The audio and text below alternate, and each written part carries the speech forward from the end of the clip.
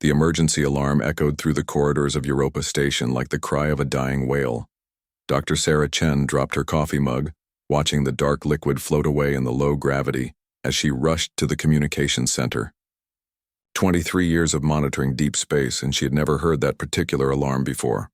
"What's the situation?"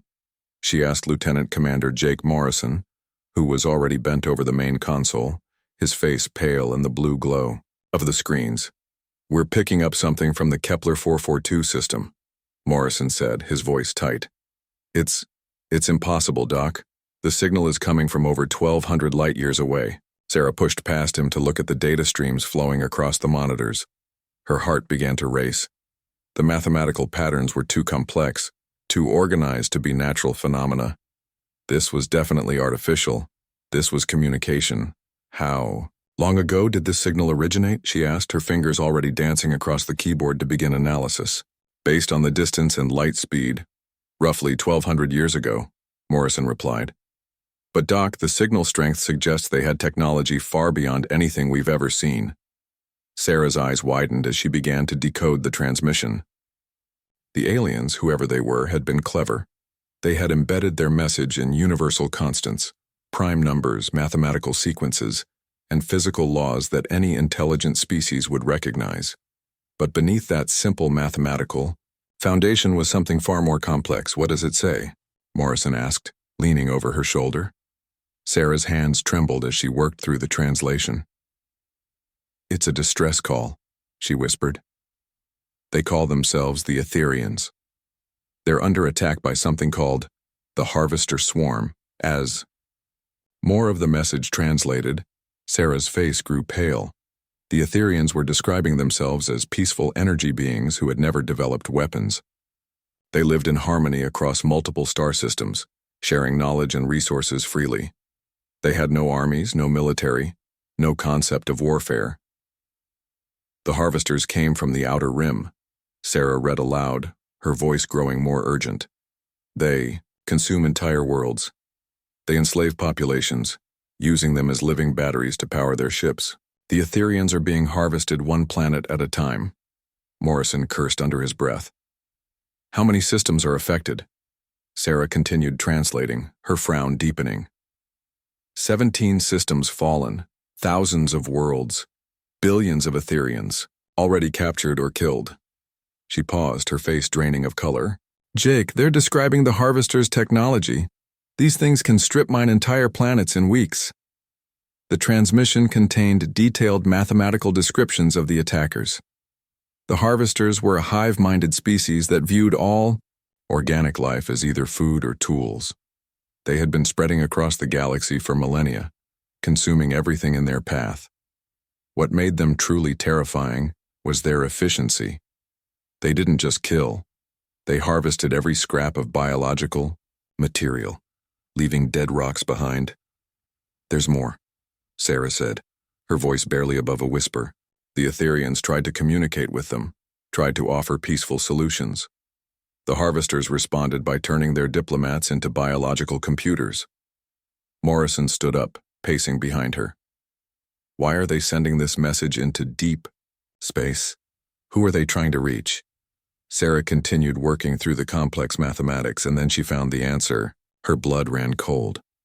"They're not sending this to anyone specific," she said slowly. "They're broadcasting to every star system in the galaxy. It's a general distress call to any species capable of receiving it." "But that would mean they know about us," Sarah finished. "Not specifically about Earth, but they know there are other intelligent species out there.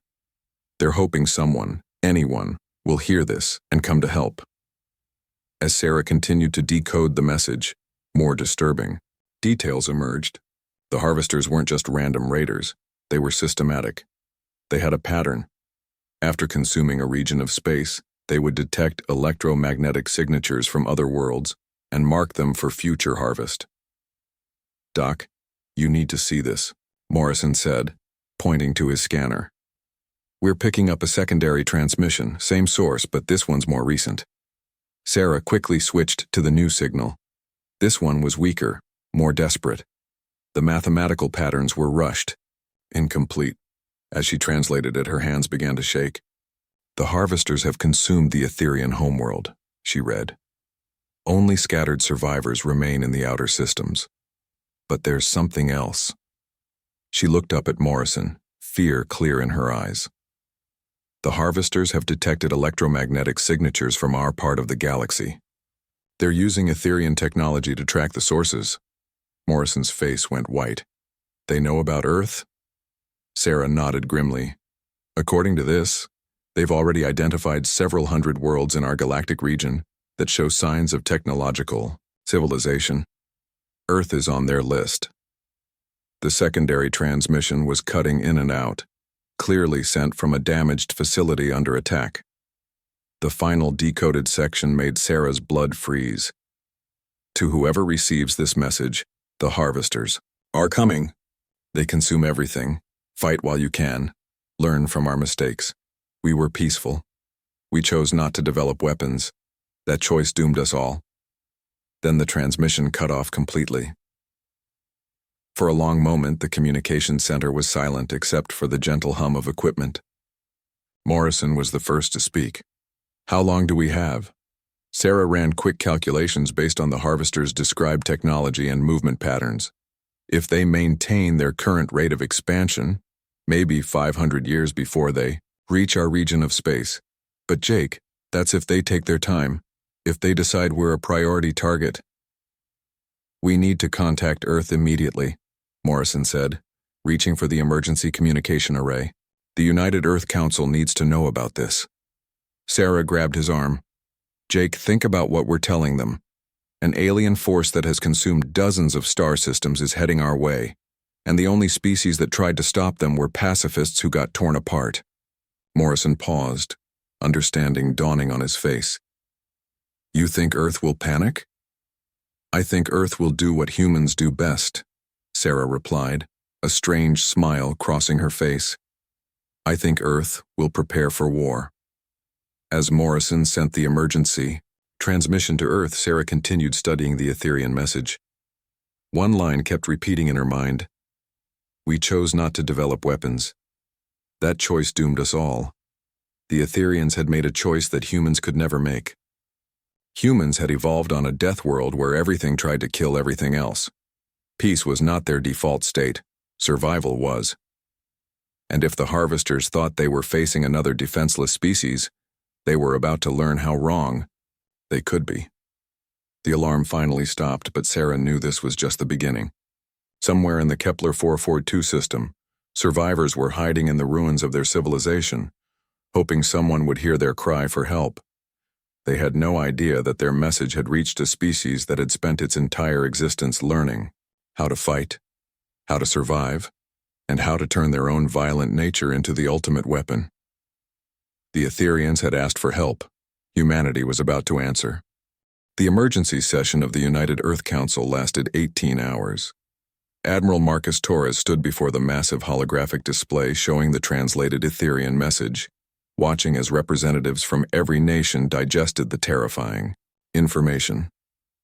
President Elena Rodriguez of the Americas Union was the first to break the silence. Admiral Torres, what's your assessment of this threat? Torres, a weathered man with scars from the Antarctic War, stepped forward. Madam President, based on the data from Europa Station, we're facing an enemy unlike anything in our historical records. The harvesters have consumed 17 star systems. Their technology allows them to strip mine entire planets in weeks. Chancellor Hans Weber of the European Federation leaned forward. And they're heading our way? According to the transmission, Earth is on their target list, Torres confirmed, along with approximately 300 other worlds in our galactic region. Premier Chen Wei of the Asian Republic stood up, his face grave. What do we know about their military capabilities? Torres activated another display. The Etherians described ships the size of small moons, equipped with planet-cracking weapons. The harvesters use swarm tactics, thousands of smaller vessels, supported by massive capital ships. They're a hive mind, so coordination is perfect. And the Etherians lost to them? Asked Prime Minister Sarah Okafor of the African Union. The Etherians were pacifists, Torres replied. They had no weapons, no military, no concept of warfare. They tried to negotiate. The harvesters turned their diplomats into biological computers. A murmur of disgust rippled through the council chamber. President Rodriguez straightened in her chair. Admiral, what are you recommending? Torres's eyes hardened. Total mobilization. Operation Prometheus. We activate every military protocol, convert every available ship, and prepare for the largest fleet action in human history. Chancellor Weber frowned. Admiral, we're talking about a journey of 1,200 light-years. How is that even possible? Dr. Lisa Park, head of the Advanced Propulsion Research Division, stepped forward. We've been developing fold space technology for the past 20 years. It's experimental, dangerous, and has never been tested on this scale. But theoretically, we can reduce the travel time from millennia to months. Theoretically? Premier Chen asked. The math works, Dr. Park replied. But we're talking about folding space-time itself. One miscalculation could scatter our fleet across the galaxy. President Rodriguez looked around the chamber. And if we do nothing? Then in 500 years, give or take, Earth becomes another harvested world, Torres said bluntly. The vote was unanimous. Within days, Earth transformed into a military production facility, unlike anything in history. Every major corporation retooled their factories. Mining ships became missile platforms. Luxury cruise liners were converted into troop transports. Research vessels became mobile command centers. Torres walked through the Alpha Centauri shipyards, watching the impossible happen. Humanity was building a war fleet while simultaneously inventing the technology to make it work. Admiral, the Beijing just finished conversion, Commander Lisa Zhang reported, falling into step beside him. 17 decks of passenger cabins, converted to torpedo tubes. The crew's calling her the Angry Butterfly. Torres smiled grimly. How many ships total? 2,000 and counting, sir. Every vessel over 50 meters that can hold an engine is being converted. The corporate mining fleets alone are contributing 300 ships. They stopped at an observation deck overlooking the construction bay. Below them, the massive battlecruiser Vengeance was receiving its final armaments. Humans were installing weapons that no other species had ever conceived. Sir, about the weapons, Zhang hesitated. Some of the council members are concerned about our unconventional choices. Torres raised an eyebrow. Such as the nuclear torpedo swarms, the kinetic bombardment systems, the weaponized diseases, the AI-controlled kamikaze drones. Zhang paused. Sir, we're planning to use weapons that most species would consider crimes against nature. Torres turned to face her, his expression deadly serious. Commander, the Etherians tried to negotiate with an enemy that eats children. They tried diplomacy with creatures that turn people into living batteries. We're not dealing with a civilized force here. He gestured toward the fleet being assembled. Humanity evolved on a death world. We learned to be killers before we learned to be farmers. We've spent our entire existence developing new and creative ways to destroy our enemies. The harvesters think they're facing another peaceful species. And they're wrong? Dead wrong. Torres smiled, and it wasn't a pleasant expression. Humans don't just fight, Commander. We innovate during battle. We adapt. We take whatever the enemy throws at us and find a way to throw it back harder. Below them, technicians were loading the Vengeance with humanity's deadliest creations. Plasma cannons designed after studying solar flares. Quantum disruptors based on research into black holes.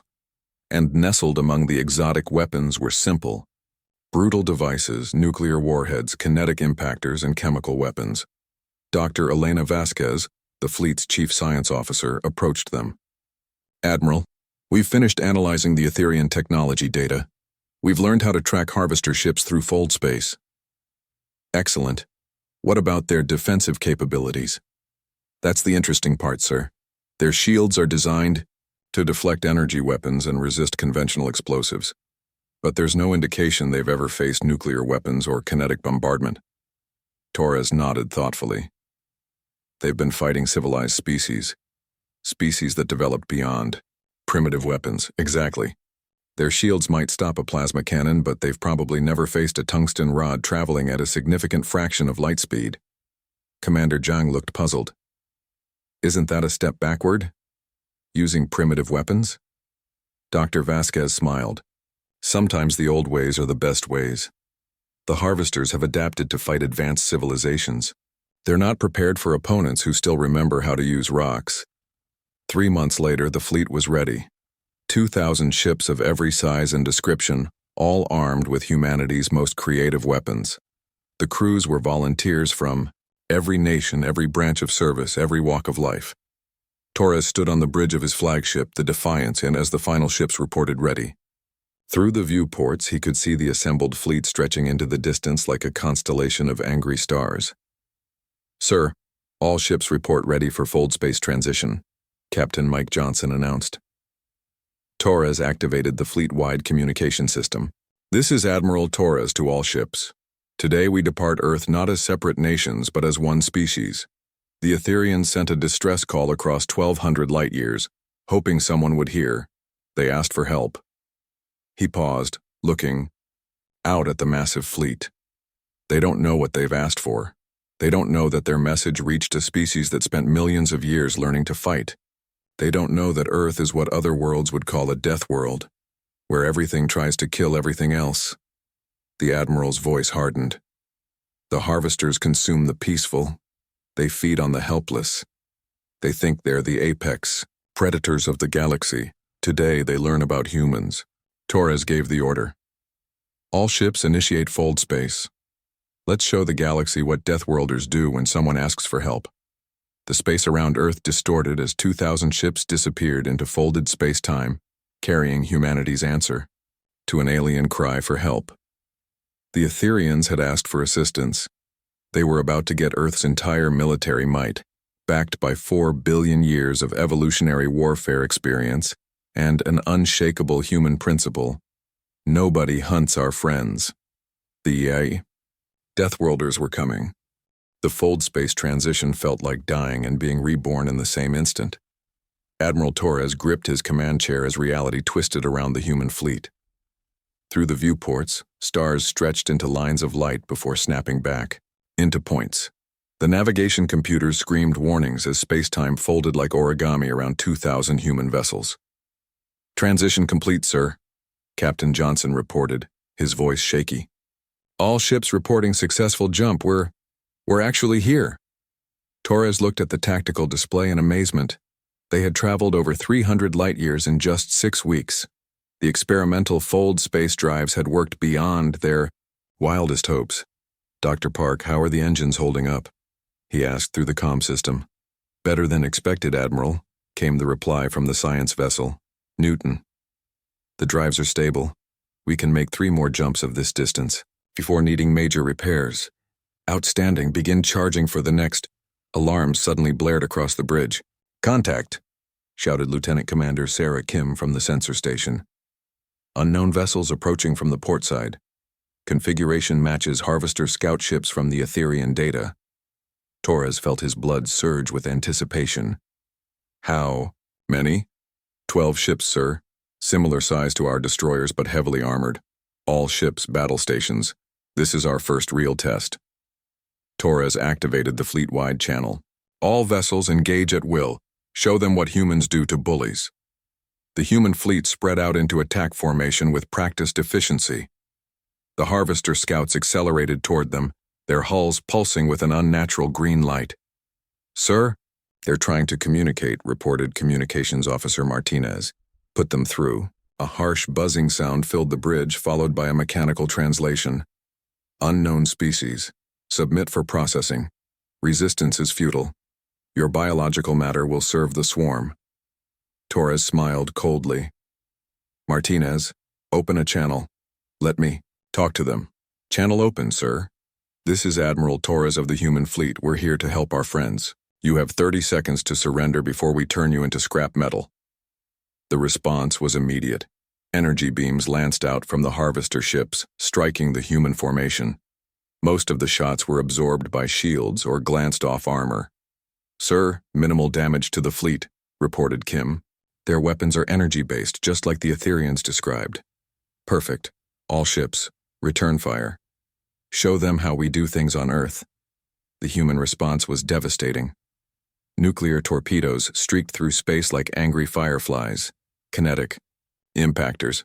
Simple metal rods accelerated to incredible speeds, punched through harvester shields like they were paper. Railgun rounds, plasma cannons, and missile swarms descended on the enemy scouts.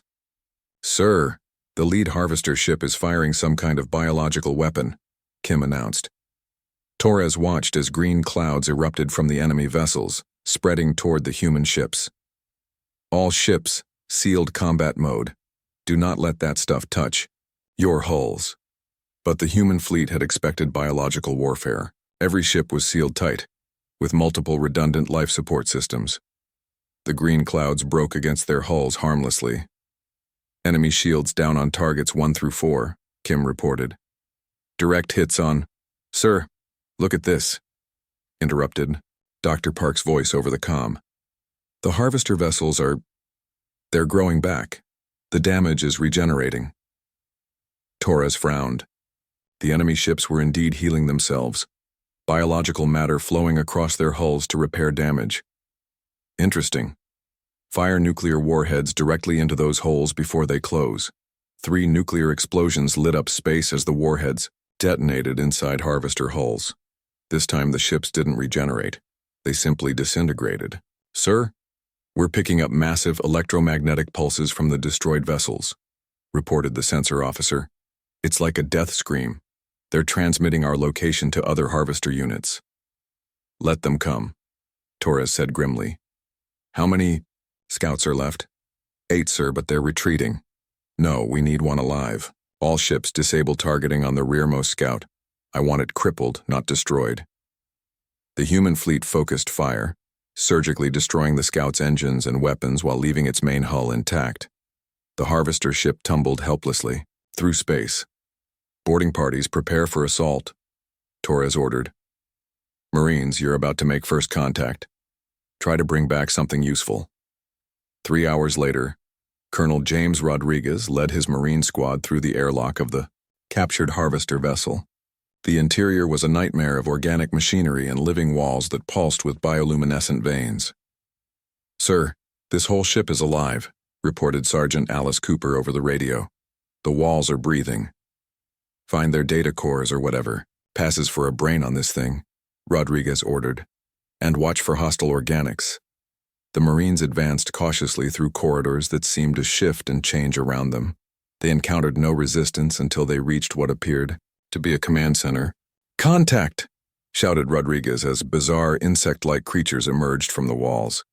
The harvester crew looked like a cross between spiders and mantises, with multiple arms ending in cruel claws. The firefight was brief. Human weapons, designed to kill everything from bacteria to blue whales, made short work of the alien crew. But as Rodriguez approached what seemed to be the command center, one of the creatures spoke in broken English. "Death. Worlders," it gasped through its translator. "You are Death Worlders." Rodriguez knelt beside the dying creature. "What did you say?" "We know your kind. Legends speak of species that make war itself. An art form." The creature's multiple eyes focused on him. "You should not exist. Too bad for you that we do. Where are the Etherians? Where are your main fleets?" The creature let out what might have been laughter. "Kepler 442, System 7. But you, too late. Billions already, processed. Queen comes, with Grand Armada. How many ships? 10,000 vessels. You are only 2,000. You will feed our queen. Well." The creature died, but not before Rodriguez's tech specialist had connected to the ship's biological computers. The data they found was staggering. Back on the Defiance, Torres studied the downloaded intelligence with growing alarm. The harvester force at Kepler 442 was indeed massive, but more importantly, they had learned about humanity. "Sir, according to this data, the harvesters have encountered Death World species before," reported Dr. Park. "Apparently it's rare, but not unknown. Species that evolved on high-gravity worlds with extreme predator pressure. What happened to the others?" "They were all destroyed eventually. The harvesters learned to adapt," to develop specific weapons for Deathworld species. But sir, here's the interesting part. None of the other Deathworlders had developed space, flight, and advanced technology. Torres nodded thoughtfully. So we're the first Deathworld species they've faced with interstellar capabilities. Exactly. Their strategies are designed for primitive Deathworlders with clubs and spears, not ones with nuclear weapons and space fleets. The Admiral stood and walked to the strategic display. Captain Johnson, signal the fleet. We're splitting into 3 groups. Group Alpha continues to Kepler 442 with 1,500 ships. Group Beta sets up ambush points along their supply lines with 300 ships. Group Charlie takes 200 ships and hits their forward bases. Sir, that's spreading our forces pretty thin, Johnson pointed out. Torres smiled. The Harvesters think like a hive mind. They expect direct confrontation. But humans, and we think like individuals. We use deception, misdirection, guerrilla tactics. They're about to learn the difference between fighting beasts and fighting soldiers. The fleet split as planned, each group jumping to different coordinates. As the Defiance prepared for the final jump to Etherian space, Torres received a message from Dr. Park. Admiral, we've identified the Etherian survivors based on the Harvester data. There are still millions alive, trapped in these biomechanical processing stations orbiting dead worlds. Torres felt a cold fury building in his chest. The enemy had turned sentient beings into living batteries, keeping them barely alive to harvest their life energy. Dr. Park, what's the estimated time to free them? If we move fast and hit multiple stations simultaneously, we might save most of them. Then that's what we'll do. Torres activated the fleet-wide channel one more time. All ships, prepare for final jump. We're going to rescue every Etherian we can find, and then we're going to make the Harvesters pay for every life they've taken. The space around the human fleet bent and twisted as they made their final jump. When they emerged from fold space, they found themselves looking at a star system that had been stripped of life. Dead worlds orbited the sun like empty skulls, but around each planet, massive biomechanical stations pulsed with unholy light. And inside those stations, millions of Etherians waited for rescue. Sir, massive energy signatures throughout the system, reported Kim. Harvester fleet detected. Preliminary count, 10,000 vessels. Torres looked at the tactical display showing the enemy fleet spread across 7 planets. The odds were worse than 5 to 1. Any sane commander would retreat. But Torres was human from Earth, where sanity was a luxury no species could afford. All ships attack formation. Today we show the galaxy what happens when you mess with our friends. The Battle of Ether. The Battle of Etherian Prime began at 800 ship time with Admiral Torres doing something no other species had ever attempted against the Harvesters. He split his already outnumbered fleet into smaller groups and attacked from 7 different directions simultaneously. All units execute Operation Swarm Killer, Torres commanded. Remember, we're not trying to win a fair fight. We're trying to save lives and hurt them badly. Captain Lisa Zhang, commanding the destroyer Typhoon, watched as her squadron of 50 ships descended toward the 3rd planet's biomechanical processing station. Around the dead world, Harvester ships moved in perfect formation, their coordination flawless. Target the processing station first, she ordered. Free the Etherians, then we deal with the guards. The human approach was unlike anything the Harvesters had faced. Instead of challenging the main fleet to honorable combat, the humans ignored the big ships entirely. They darted between planets like angry hornets, hitting targets the Harvesters hadn't expected anyone to prioritize. Zhang's squadron opened fire with nuclear torpedoes, but not at the enemy ships. The warhead struck the processing station's biological tethers, the organic cables that connected the station to the harvested Etherians. Direct hits, reported her tactical officer. The biocables are severed. Etherian life pods are separating from the station. Around the 7th planet, Commander Rodriguez led a squadron of converted mining ships in the most audacious attack yet. The mining vessels, designed to drill through asteroids, simply rammed straight through the smaller Harvester ships. Sir, the Pittsburgh Steel reports successful ramming action, his communications officer reported. They punched clean through a Harvester cruiser. Good. Tell them to keep going. Mining ships are expendable. Etherian lives are not. The harvesters tried to respond with their usual tactics. Their hive mind allowed them to coordinate perfectly, and they moved their big ships to intercept the human raiders. But the humans refused to engage in the kind of formal fleet battle the harvesters expected. On the Defiance, Torres watched the tactical display with satisfaction. Dr. Park, are you reading the harvester communications? Yes, sir. They're confused. Their coordination is breaking down because they can't predict our movements. They keep trying to force us into traditional battle formations, and we keep refusing. Torres smiled grimly. Captain Johnson, execute Phase 2. Deploy the biological weapons. Throughout the system, human ships began releasing clouds of genetically engineered viruses. Dr. Elena Vasquez had spent months studying harvester biology from the captured scout ship. The viruses were specifically designed to attack harvester organic technology. The effect was immediate and devastating. Harvester ships began to convulse as their living hulls started dissolving. Biomechanical systems failed as the alien equivalent of cancer spread through their vessels. Sir, the enemy fleet is in chaos, reported the sensor officer. They're firing at empty space, attacking their own ships. Their hive mind connection seems to be breaking down. Torres nodded. The viruses are disrupting their neural networks. Without perfect coordination, they're just big, clumsy targets. On the second planet, Major Sarah Kim led a boarding party onto a harvester dreadnought that had been disabled by the biological weapons. Her Marines moved through corridors that were literally rotting around them as the virus ate through the ship's living components. Remember, we're looking for Central Command, she told her squad. Intelligence says the Queen might be on one of these big ships. They encountered minimal resistance. Most of the harvester crew were dead or dying from the virus. The few that remained were too busy trying to contain the biological disaster to fight effectively. Kim's team reached what appeared to be a command center, but instead of the Queen, they found something else. Thousands of Etherian prisoners suspended in biomechanical pods, their life energy being slowly drained to power the ship. Jesus, whispered Sergeant Cooper. They're using them as batteries.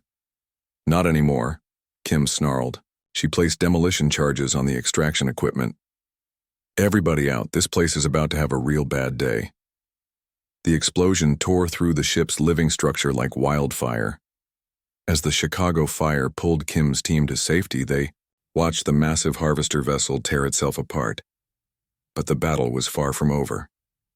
The harvesters, desperate now, began using tactics they had never employed before. Massive bioships, each the size of a city, began descending toward the planets where Etherian survivors were being evacuated. Sir, they're trying to retake the processing stations, reported Captain Johnson. And they're willing to destroy the remaining Etherians to stop us. Torres felt cold fury build in his chest. All ships, new priority. Any harvester vessel approaching evacuation zones is to be destroyed immediately. Use everything we have. What followed was the most vicious 30 minutes of space combat in recorded history. Human ships, outnumbered 5-1, threw themselves at harvester vessels with suicidal determination. The converted civilian ships proved their worth, using improvised weapons and tactics that no military academy had ever taught. The cruise liner, Caribbean Dream, now loaded with missile pods, executed a ramming attack on a bioship approaching the fourth planet. Captain Maria Santos transmitted her final message. Tell my family I died saving friends we'd never met. The Dream detonated its entire nuclear armament inside the harvester vessel, creating a miniature sun that vaporized both ships instantly. Similar sacrifices happened across the system. The cargo hauler Heavy Lifter used its industrial load manipulators to physically tear chunks off enemy vessels. The research ship Marie Curie converted its particle accelerator into a weapon that carved through harvester hull matter like a hot knife through butter. Sir, casualty reports coming in, Johnson said quietly. We've lost 300 ships, but we've saved over 6 million Etherians so far. Torres looked at the tactical display. The human fleet was battered, burning, but still fighting. More, Importantly, they were winning.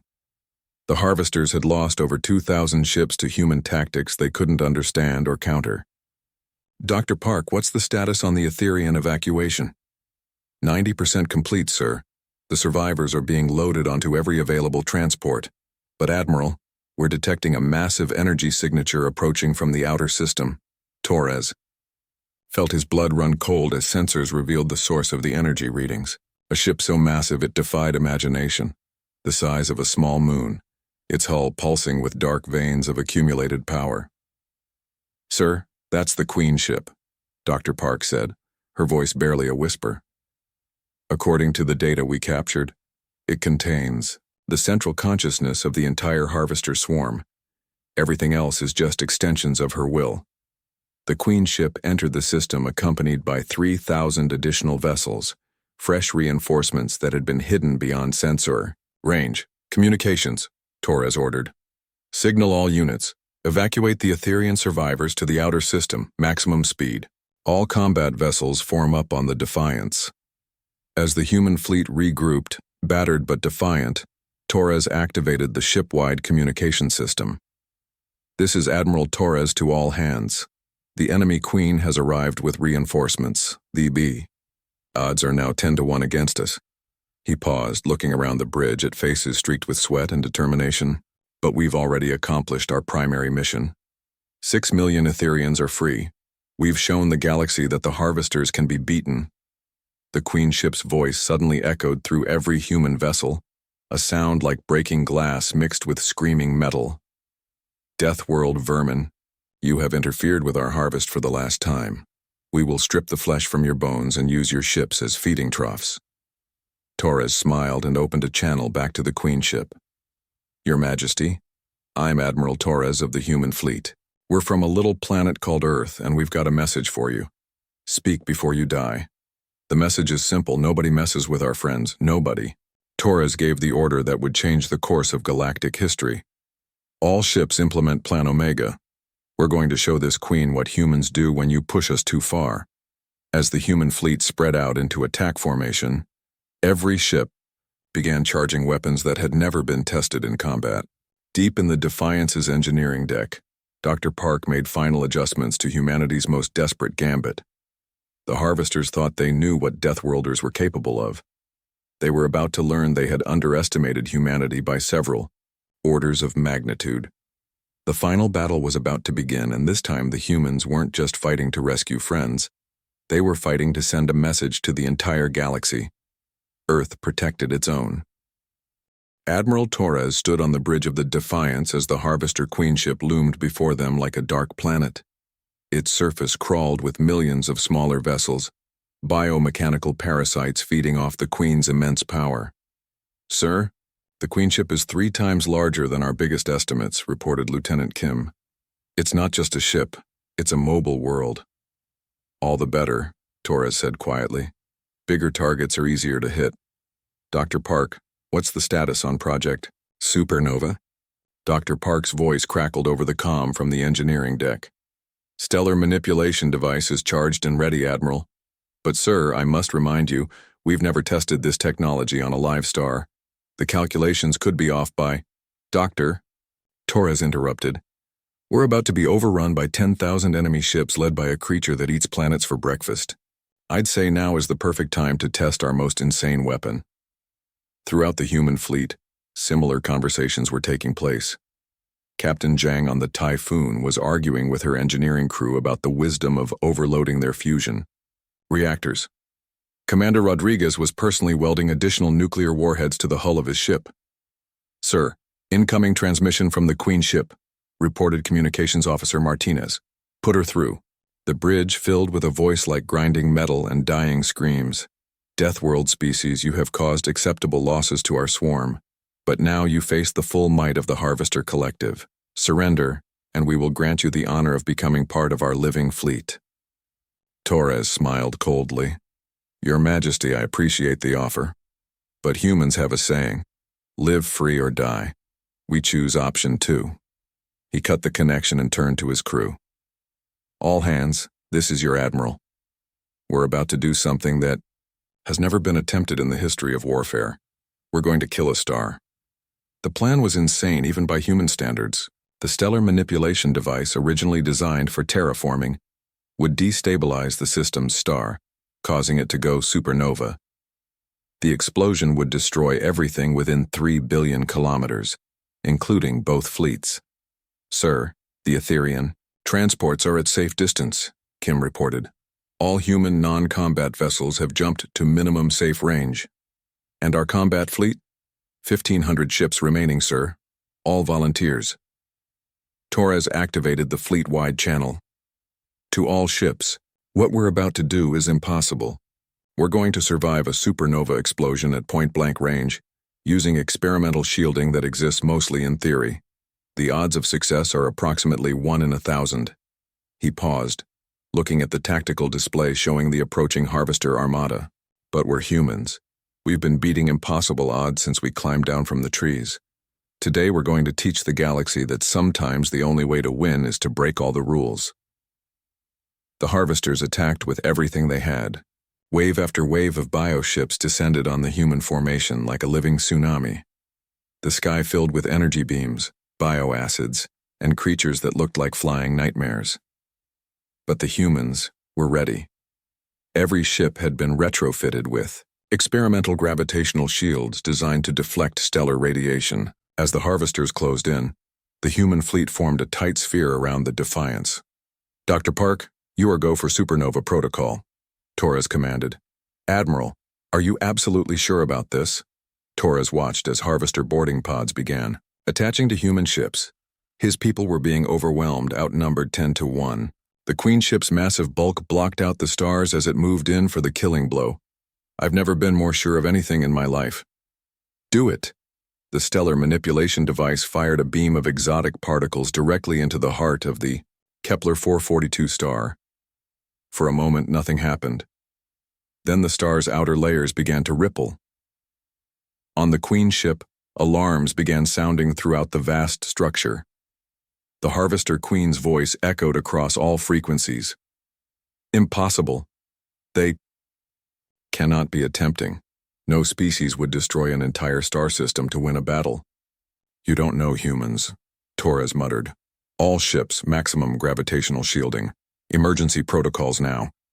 The star collapsed and then exploded in a burst of light brighter than 100 billion suns. The shock wave raced outward at a significant fraction of light speed, carrying with it enough energy to vaporize planets. The Harvester fleet, caught completely unprepared, simply ceased to exist. 10,000 ships, including smaller vessels that had been fighting the humans, were vaporized. Instantly, the Queen ship, despite its massive size and biomechanical armor, lasted perhaps 3 seconds longer before its hull cracked like an egg and its interior became superheated plasma. The human fleet, protected by their experimental shields and clustered in a tight defensive formation, rode the shockwave like surfers riding a cosmic tsunami. Ships groaned under impossible stresses. Hull plating glowed white-hot. Several vessels lost structural integrity and broke apart. But when the IU light faded and the radiation cleared, 847 human ships remained intact. Damage report, Torres called out, his ears ringing from the bridge alarms. Heavy damage across the fleet, sir, Kim reported, her voice shaking. We lost 653 ships, but the rest are operational. Sir, we actually survived a supernova. And the Harvesters? Dr. Park's voice came over the comm, filled with amazement. Complete annihilation, Admiral. Not a single Harvester vessel remains. The Queen ship, there's not even debris left. It's just gone. Torres looked out the viewport at the expanding cloud of stellar material where a star had once been. In the distance, he could see the lights of the Etherian transport fleet, safely outside the blast radius. Sir, we're receiving a transmission from the Etherian fleet, Martinez announced. Put them through. The voice that came through was unlike anything Torres had ever heard, like wind chimes made of light itself. Human Admiral Torres, I am voice of many, speaking for the Etherian collective. We cannot comprehend what you have done. You destroyed a star to save us. We did what was necessary, Torres replied simply. But the cost? Your people died, Your ships were destroyed. Why would you sacrifice so much for strangers? Torres considered the question, thinking of all the human volunteers who had died in the supernova, of the converted civilian ships that had fought like warships, of Dr. Park and her impossible technology that had made it all possible, because that's what friends do for each other. And the moment you called for help, you became our friends. There was a long pause before Voice of Many responded. Admiral Torres, the Etherians have lived for many thousands of years without understanding the concept of warfare. Today, we have learned that sometimes violence in defense of the innocent is the highest form of morality. How do your people live with such contradiction? Torres smiled. We're human. Contradiction is our specialty. We make war to preserve peace. We destroy to protect. We're walking paradoxes, and that's exactly what makes us effective. As the human fleet began rescue operations and damage assessment, reports started coming in from across the galaxy. The explosion had been visible from hundreds of light years away. Every species with spacefaring capability had detected the supernova. More importantly, the Queen's death scream had been heard by every harvester unit in the galaxy. Without their central consciousness, the hive mind was collapsing. Harvester. Fleets across the galaxy were either going dormant or turning on each other. Sir, Priority 1 transmission from Earth, Martinez announced. Torres accepted the call. President Rodriguez appeared on the main screen, her face showing a mixture of relief and awe. Admiral Torres, the entire Earth is watching the news feeds. You actually did it. You killed a star. Yes, Madam President, the Harvester threat has been neutralized. The Etherians are safe. And the cost? Torres looked around his damaged bridge, thinking of the crews that wouldn't be going home. Acceptable losses, Madam President. We saved 6 million innocent beings and eliminated a threat to the entire galaxy. I'd call that a fair trade. Rodriguez nodded slowly. Admiral, you and your people have done something unprecedented. You've announced to the galaxy that Earth will protect those who cannot protect themselves. The implications are enormous. Torres understood. Humanity had just declared itself the galaxy's protector, backed up by weapons that could kill stars. Every species in known space would now have to reconsider their relationship with Earth. Madam President, permission to speak freely? Granted. The galaxy just learned that humans keep their promises. When someone calls for help, we answer. When someone threatens our friends, we don't just fight back. We end the threat permanently. As if to emphasize his point, long-range sensors detected harvester fleets throughout the galaxy going dark as news of the Queen's death spread. The enemy that had terrorized countless species for millennia was finished. The Death Worlders had answered an alien SOS, and in doing so, they had reshaped the balance of power in the galaxy forever. 6 months after the Battle of Etherian Prime, Admiral Torres stood in the newly constructed Unity Station, a massive space station built jointly by human and Etherian engineers in orbit around New Etherian Prime, a planet the refugees had chosen as their new homeworld. Through the observation deck's transparent aluminum windows, he could see the bustling activity of the first human-alien joint facility in history. Etherian energy beings floated gracefully between human workers in environmental suits, both species working together to build something unprecedented. Admiral Torres? A melodic voice asked behind him. He turned to see Voice of Many, the Etherian representative, approaching in their energy form, a beautiful pattern of shifting light and color that humans had learned to recognize as their equivalent of a physical body. Voice of Many, Torres nodded respectfully. The station construction is proceeding ahead of schedule. Your species continues to amaze us, Voice of Many replied. Their light pulsing with what Torres had learned indicated curiosity. In 6 months, you have not only rescued our people, but helped us establish a stronger civilization than we had before the harvesters arrived. Torres smiled. We had some help. Your energy manipulation technology has revolutionized our ships. Those new shield systems saved a lot of lives during the Morvac situation last month. The Morvac incident had been the first test of what Earth was now calling the Death World Defense Initiative. An aggressive species called the Morvac had attacked a peaceful trading post on the Galactic Rim. When the distress call reached Earth, Admiral Torres had responded with a small fleet of only 50 ships. The Morvac had surrendered immediately upon learning that humans were the species that had destroyed a star. They were now paying reparations, and had sworn off military aggression entirely. Admiral, voice of many continued, we've received another distress call, this time from the Verdani system. They report attacks by something called the Crystal Plague, a species that turns organic worlds into silicon-based structures. Torres frowned. Send me all the data. We'll assess the threat and respond accordingly. As voice of many departed, Torres made his way to the station's command center. The facility hummed with activity as human and Etherian technicians worked side by side, monitoring hundreds of star systems for signs of trouble. Captain Sarah Kim, promoted after her heroic actions during the boarding of the Harvester Dreadnought, approached with a data pad. Sir, we've got representatives from 47 different species requesting defensive alliances. The Centaurian Republic is offering to establish a permanent embassy on Earth. 47? Torres raised an eyebrow. Last week it was 32. Word travels fast, sir, especially when that word is humans can kill stars. The Galactic Council has officially recognized Earth as a major power, despite us only making first contact 8 months ago. Torres reviewed the alliance requests. Species that had been spacefaring for millennia were now seeking protection from humans who had only left their own solar system 300 years ago. What about the Henderson fleet, he asked, referring to the second human task force that had been deployed to investigate Harvester remnants in the Outer Rim. Admiral Henderson reports complete success, Kim replied. They've neutralized the last 3 Harvester outposts. The species that were enslaved there have been freed. Oh, and Admiral Henderson wanted me to give you this message. Tell Torres the galaxy is getting boring.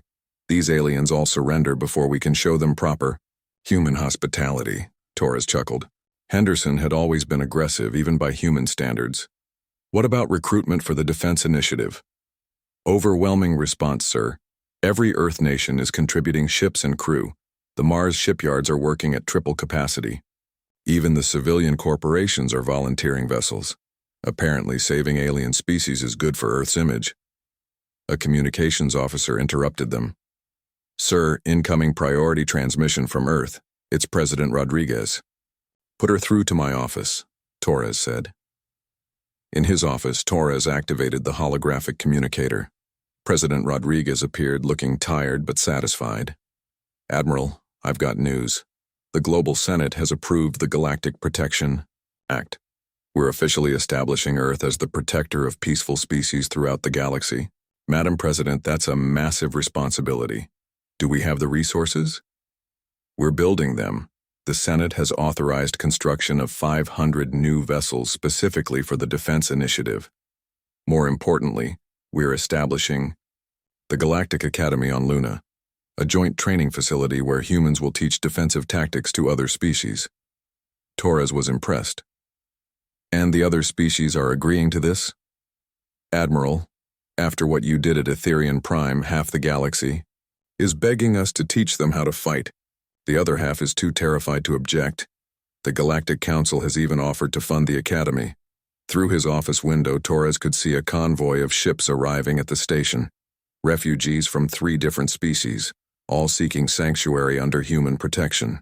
Each group had a similar story. Attacked by raiders, pirates, or conquering empires saved by human intervention. There is one issue, Admiral, Rodriguez continued. Some species are concerned about our methods. The Altarian Union specifically mentioned our disturbing willingness to use extreme solutions. Torres smiled grimly. They're worried because we don't fight fair? Essentially, yes. Most galactic species follow very strict rules of engagement. Limited weapons, formal battle lines, negotiated surrenders. Then humans show up and start doing things like ramming ships using biological weapons and blowing up stars.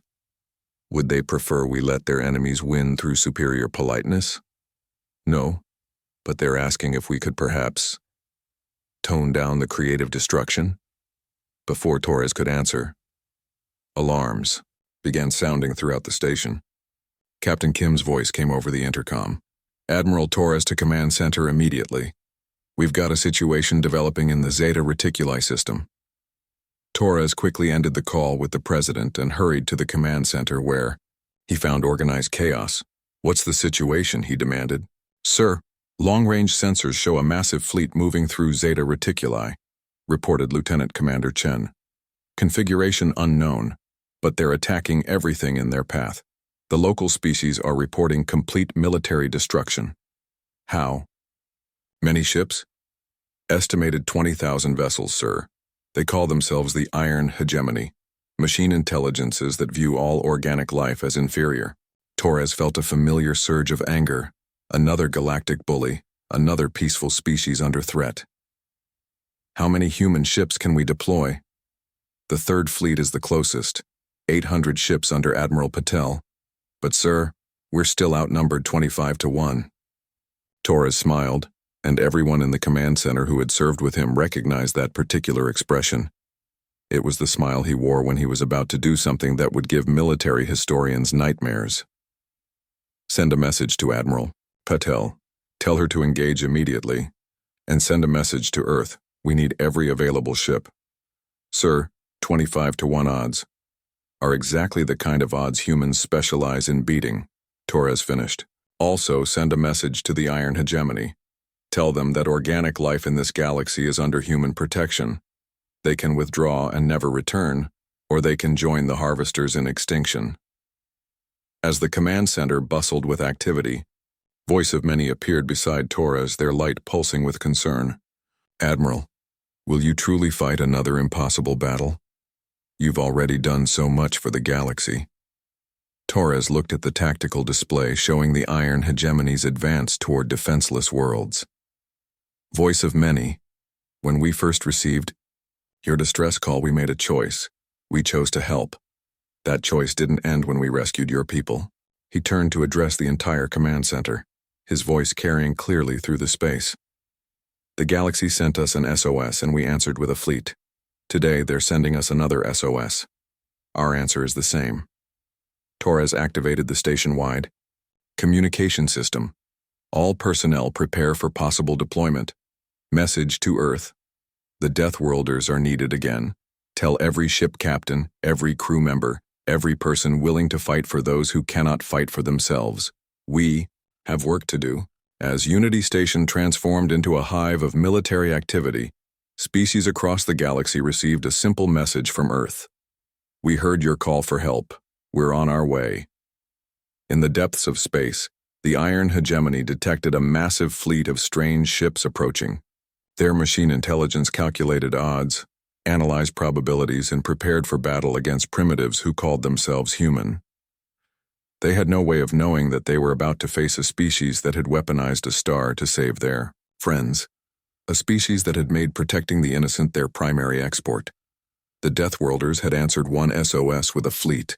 Now the galaxy knew. If you called for help, if you needed protection, if someone threatened your people, Earth would answer. And when Earth answered, they didn't just send ships. They sent everything. The age of human protection had begun, and the galaxy would never be the same.